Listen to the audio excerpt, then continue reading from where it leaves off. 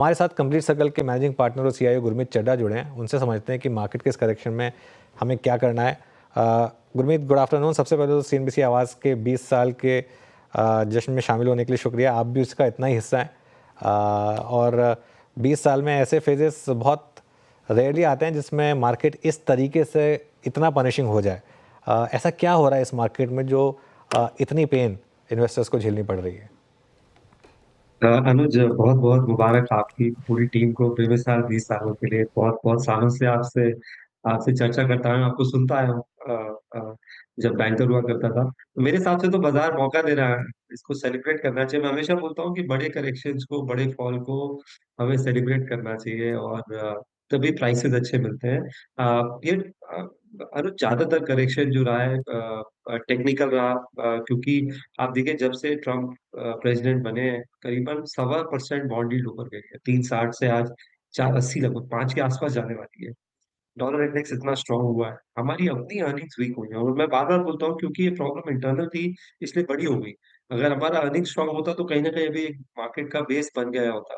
तो उसका हमें खामियाजा रूपी में भी देखने को मिल रहा है। और आप देखिए गवर्नमेंट का जो केपेक्स स्पेंडिंग है, वो 11 लाख करोड़ के अगेंस्ट सिर्फ 5 लाख करोड़ हुआ था नवंबर। कुछ कुछ चीजें जो है वो मुझे भी थोड़ी हैरानी करने वाली हैं, कि मुझे कभी कभी लगता है ये स्लो डाउन जो है थोड़ा सा कुछ हद तक इंटरनल हमने सेल्फ इम्पोज किया है। तो जैसे जैसे ग्रोथ वापस आएगी, अर्निंग वापस आएगी, बाजार एक बेस बना लेगा। और एक स्टेज के बाद जब पुट चार्ज लेंगे, सारी नेगेटिविटी प्राइस हो रही है। कितना टैरिफ लगेगा, देखिए चाइना का ट्रेड सरप्लस देखिए आप, लगभग $1 ट्रिलियन है लास्ट ईयर। तो मुझे लगता है वहां पे इम्पैक्ट ज्यादा आएगा वर्सेस जो बाकी कंट्रीज है, जैसे इंडिया, जहाँ पे टैरिफ की मार कम पड़ेगी। जैसे जैसे ये रियलाइजेशन सेटल होगा, आई थिंक बॉन्ड यील्ड भी ईज होगी और डॉलर इंडेक्स भी जो है ईज होगा। और यूएस के इंटरेस्ट में नहीं है, बॉन्ड यील्ड इतना ऊपर है, $36 ट्रिलियन का डेट है। इंटरेस्ट कहाँ से सर्विस करेगी? तो एक कुछ स्टेज पे जब ये रिसीड होना शुरू होगा, आपको बाजार में भी बाउंस बैक देखने को मिलेगा। But Gurmeet, good afternoon, Virendra बोल रहा हूँ। बट ये एफआईएस के सेलिंग फिगर्स में नॉर्मेलिटी कब तक आएगी? आई मीन अभी तो वो इस प्राइस पर भी शॉर्ट कर रहे हैं, मतलब रिकॉर्ड शॉर्ट है इंडेक्स पे उनके। अब जिस तरीके से यील्ड बिहेव कर रही हैं, जिस प्रकार से रूपी में डैमेज हुआ है, उनके लिए तो ये दो तरफा तलवार है ये। तो any point of time, any event जो ये इनकी सेलिंग को थाम सकता है, एटलीस्ट थोड़ी सी शॉर्ट कवर करें, एटलीस्ट कैश की सेलिंग थने, क्योंकि जब तक वो इस तरीके की सप्लाई करेंगे, हम बॉटम के बारे में तो सोच भी नहीं सकते। इस लिक्विडिटी का एग्जिट जो हो रहा है, इस पर आपकी राय क्या है? फिर उस सेकेंडरी मार्केट में बहुत, आई थिंक मैंने तो नहीं देखी इतनी सेलिंग, बहुत बहुत सालों बाद देखी है इस क्वांटम की सेलिंग। 3 लाख करोड़ आपने पिछले साल बेचा, जनवरी में ऑलरेडी आप 25,000 करोड़ के आसपास की सेलिंग कर चुके हैं। रूपी पे भी प्रेशर है। मुझे, जैसा मैंने कहा, मुझे लगता है कि एक स्टेज पे जब बाजार सब नेगेटिव प्राइसिंग कर लेगा, वहां से जो है रिसीव करेगी। जैसे बॉन्ड यील्ड थोड़ी सी नीचे आएगी, मुझे लगता है उस लेवल पे शायद शॉर्ट कवरिंग हो सकती है। दूसरा, अर्निंग्स अगर इंडिया के अच्छे आते हैं, थोड़ा सा अगर आईटी, जो हमारे हैवी वेट्स हैं, कुछ बैंक्स हैं, अगर ये अच्छे नतीजे दे सके, जो इंडेक्स हैवी वेट है, रिलायंस है, तो वहां मुझे लगता है थोड़ा सा आ सकता है। और एक बड़ा ट्रिगर, जैसे मैंने बोला, वो बजट है। और बहुत इंपॉर्टेंट लगता है, क्योंकि ग्रोथ स्लो डाउन हुआ है और सरकार पे अब ओनस है कि आप देखिए कोई भी बड़े इंफ्रा ऑर्डर्स, डिफेंस ऑर्डर्स नहीं आए हैं। मेरी बहुत कंपनी में बात होती है, डिले हुआ है, केपेक्स स्पेंडिंग कम है, प्राइवेट कंजम्पशन में थोड़ा सा स्लो डाउन है। और गवर्नमेंट के पास अब स्पेस है, क्योंकि उतना फिस्कल स्पेस है कि वो मॉनेटरी और फिस्कल मेजर्स दे सके। तो मुझे लगता है कि बजट एक बड़ा ट्रिगर होगा, पर उसके पहले जब जब यूएस प्रेसिडेंसी स्टार्ट होती है और हमारे रिजल्ट थोड़े से अगर बेहतर आए, वो एक मुझे लगता है टर्निंग पॉइंट हो सकता है। कुछ एक पॉइंट पे आके बॉन्ड यील्ड जो है रिसीड करेगी, वो 5% है कि 4.70, 4.80 से वापस आएगी, ये देखने वाली बात। जी गुरमीत जी, गुड आफ्टरनून। श्रेया बात कर रही हूँ। आप हालांकि फैक्टर्स भी बता रहे थे आने वाले समय में क्या क्या पॉजिटिव ट्रिगर्स हो सकते हैं बाजार के लिए, लेकिन जिस तरीके से बिकवाली हावी है, एक ही सवाल सबके जहन में अभी इस वक्त घूम रहा है कि क्या करें आम निवेशक, रिटेलर्स क्या करें। सर, अभी आपने थोड़ी देर पहले मेंशन भी किया था कि ये एक बड़ा मौका हो सकता है, तो क्या अभी ये सेल लगी है, बाजार में खरीदना चाहिए? कौन सा सेक्टर्स अभी आपको अच्छे लग रहे हैं इस लिहाज से? जी बिल्कुल, आप देखिए कुछ कुछ जगह जहाँ पे स्टोरी स्ट्रांग है, स्ट्रक्चरल है, जैसे फाइनेंशियल कैपिटल मार्केट प्ले है, मुझे नहीं लगता इसमें कोई बहुत ज्यादा फर्क पड़ने वाला है। कैम्स है या सीडीएसएल है, अच्छे करेक्शन आए हैं कैपिटल मार्केट प्लेस में, वहाँ वहाँ ऐड किया जा सकता है। अनुज ने भी आईसीआईसीआई बैंक की चर्चा की। नतीजे बहुत अच्छे हैं, ठीक है वो 200 डीएमए के पास है, बट अगर आप देखिए लीडिंग स्टॉक रहा है बैंक्स में, क्रेडिट ग्रोथ में, एसेट क्वालिटी में, डिजिटल इनिशिएटिव्स में, वहाँ आप थोड़ा सा डिपिंग कर सकते हैं। हाउसिंग रिलेटेड प्लेस जो है वहाँ पे मुझे लगता है कि और भी अनाउंसमेंट भी आएंगे, और ओवरऑल ग्रोथ लीवर्स अच्छे हैं। पॉलीकैब में अच्छा करेक्शन आया है। और भी जो अच्छे बिल्डिंग मटेरियल स्पेस है उसमें आप ऐड कर सकते हैं। बहुत सारे डिफेंस स्टॉक्स 30-40% करेक्ट हुए हैं, क्योंकि जैसा मैंने बोला बड़े ऑर्डर्स जो एक्सपेक्ट कर रहे थे वो नहीं आए जिस स्पीड से आने चाहिए थे। एचएएल में थोड़ा इंजन रिलेटेड डिले हुआ। सोलार में पिनाका रॉकेट का भी ऑर्डर नहीं आया, बट ये ऑर्डर्स आएंगे। टाइमिंग जरूर थोड़ी सी उनकी आगे गई है। तो मुझे लगता है यहाँ पे भी कुछ अच्छे क्वालिटी डिफेंस टेक्नोलॉजी स्टॉक्स में अच्छे मौके, और पावर स्टॉक्स में बहुत करेक्शन आया है। एनटीपीसी में लगभग आप देखिए 400 से 300 के नीचे आ गया है। पावर ग्रिड में करेक्शन है। टाटा पावर लगभग 25% डाउन है।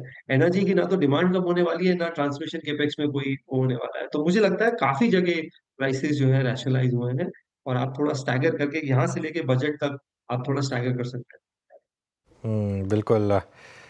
गुरमीत, कई स्टॉक्स को देखकर अब लग रहा है कि ये निफ्टी के ही स्टॉक्स हैं ना, जिस तरीके से गिर रहे हैं ये, और लगातार दर बदर गिरते जा रहे हैं जो स्टॉक्स। अब ट्रेंड देखिए, फॉर एग्जांपल आप इस महीने ट्रेंड करीब करीब 13% नीचे, और अपने हाई से अब करीब करीब 25% नीचे। चलिए, मान सकता हूँ कि शायद पिछली जो रैली हुई थी वो काफ़ी शायद ओवरडन थी, बट ये फॉल ये क्या बता रही है अब? बाजार अनुज थोड़ा सा कंसर्न है अर्बन कंजम्पशन के स्लो डाउन को लेके। और आप देखिए वो ट्रेंड में करेक्शन नहीं आया है, वो आपको लीडिंग जो कंजम्पशन स्टॉक है, आप देखिए जोमेटो में करेक्शन आएगी, शायद कॉम्पिटिटिव इंटेंसिटी बढ़ेगी, कुछ हद तक कॉमन कंजम्पशन पे है। एयरलाइंस में करेक्शन है, क्योंकि वो भी एक तरीके से ट्रैवल और टूरिज्म का कंजम्पशन पे है। इंडिगो में आप देखिए ठीक ठाक करेक्शन आया है, जबकि पिछला क्वार्टर बहुत अच्छा रहा है in terms of load factor, और नए रूट्स चालू किए हैं। तो ये हम अर्बन कंजम्पशन, बाजार नेगेटिव न्यूज को डिस्काउंट करने की कोशिश कर रहा है कि अर्निंग वीक होगी, कंजम्पशन स्लो डाउन है, केपेक्स का टारगेट अचीव नहीं होगा। और बाजार में ये खास बात होती है कि वो बैड न्यूज को जल्दी फैक्टर इन करता है, गुड न्यूज को थोड़ा आराम से करता है। तो आप देखिए, आप उतना नुकसान कर लेंगे 2-4 दिन में शायद जो आपने 6 महीने में कमाया होगा, स्पेशली मिड और स्मॉल कैप स्पेस में। तो वो रैशनलाइजेशन हो रहा है। और मुझे मुझे लगता है कि मेरा पर्सनल मानना है बाजार ओवरसोल्ड है।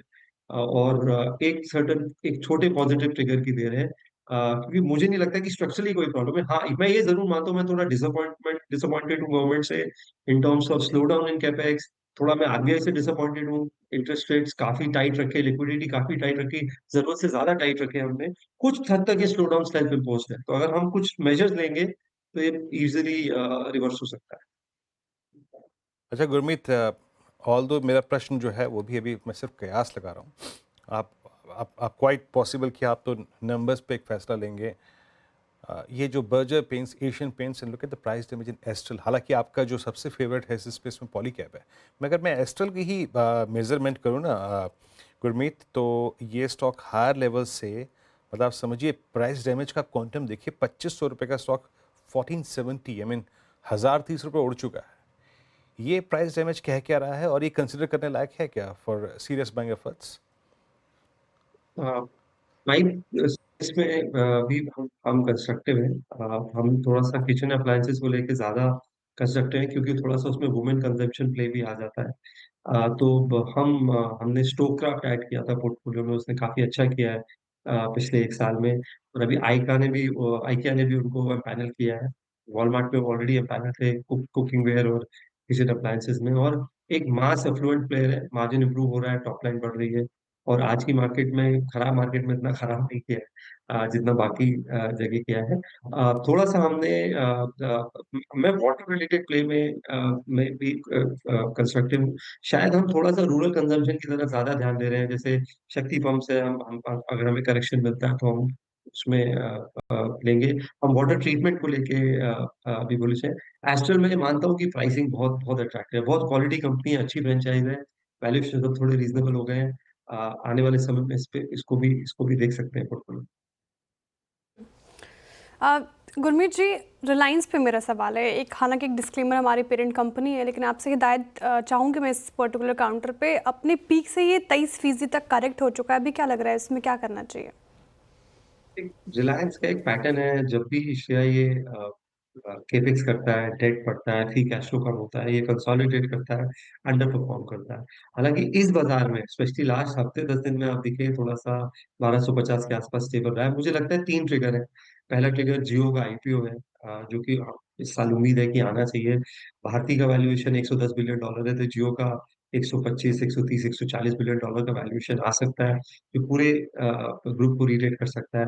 एनर्जी बिजनेस का मोनेटाइजेशन, मुझे लगता है वो भी इस साल आपको देखने को मिलेगा। और थोड़ा सा जो एआई रिलेटेड इंफ्रास्ट्रक्चर बिल्ड कर रहे हैं, उसके रिलेटेड और अनाउंसमेंट्स इसको रिलेट करेंगे। स्टॉक बहुत बहुत रीजनेबली वैल्यूड है इस प्राइस पे, और यहाँ से अच्छा अपसाइड दे सकता है मीडियम टू लॉन्ग टर्म।